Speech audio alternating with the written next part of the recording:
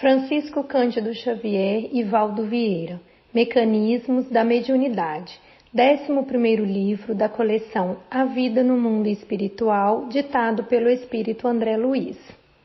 Mediunidade. Acena-nos a antiguidade terrestre com brilhantes manifestações mediúnicas a repontarem da história. Discípulos de Sócrates referem-se com admiração e respeito ao amigo invisível que o acompanhava constantemente. Reporta-se Plutarco ao encontro de Bruto certa noite com um dos seus perseguidores desencarnados a visitá-lo em pleno campo.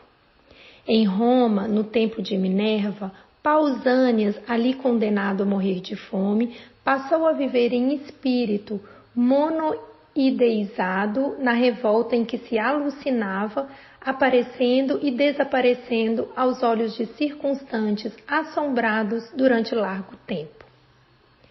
Sabe-se que Nero, nos últimos dias de seu reinado, viu-se fora do corpo carnal, junto de Agripina e de Otávia, sua genitora e sua esposa, ambas assassinadas por sua ordem, a lhe pressagiarem a queda no abismo. Os espíritos vingativos em torno de Calígula eram tantos que, depois de lhe enterrarem os restos nos jardins de Lâmia, eram ali vistos frequentemente, até que se lhe exumaram os despojos para a incineração. Todavia, onde a mediunidade atinge culminâncias é justamente no cristianismo nascituro.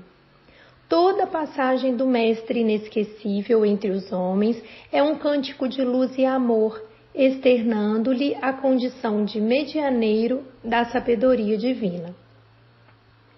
E continuando-lhe o ministério, os apóstolos que se lhe mantiveram leais converteram-se em médiuns notáveis no dia de Pentecostes, quando, associadas às suas forças, por se acharem todos reunidos, os emissários espirituais do Senhor, através deles, produziram fenômenos físicos em grande cópia, como sinais luminosos e vozes diretas, inclusive fatos de psicofonia e xenoglossia, em que os ensinamentos do Evangelho foram ditados em várias línguas simultaneamente para os israelitas de procedências diversas. Desde então, os eventos mediúnicos para eles se tornaram habituais. Espíritos materializados libertavam-nos da prisão injusta. O magnetismo curativo era vastamente praticado pelo olhar e pela imposição das mãos. Espíritos sofredores eram retirados de pobres obsessos aos quais vampirizavam.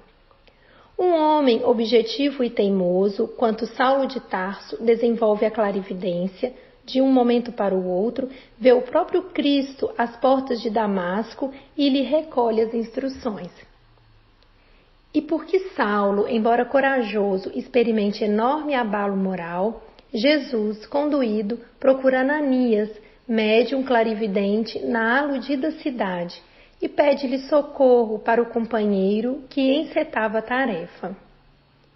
Não somente na casa dos apóstolos em Jerusalém, mensageiros espirituais prestam contínua assistência aos semeadores do Evangelho, igualmente no lar dos cristãos em Antioquia.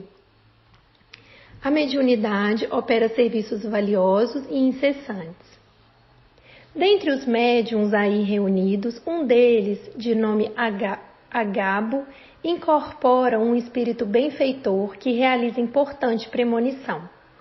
E nessa mesma igreja, vários instrumentos medianímicos aglutinados favorecem a produção da voz direta, consignando expressiva incumbência a Paulo e Barnabé.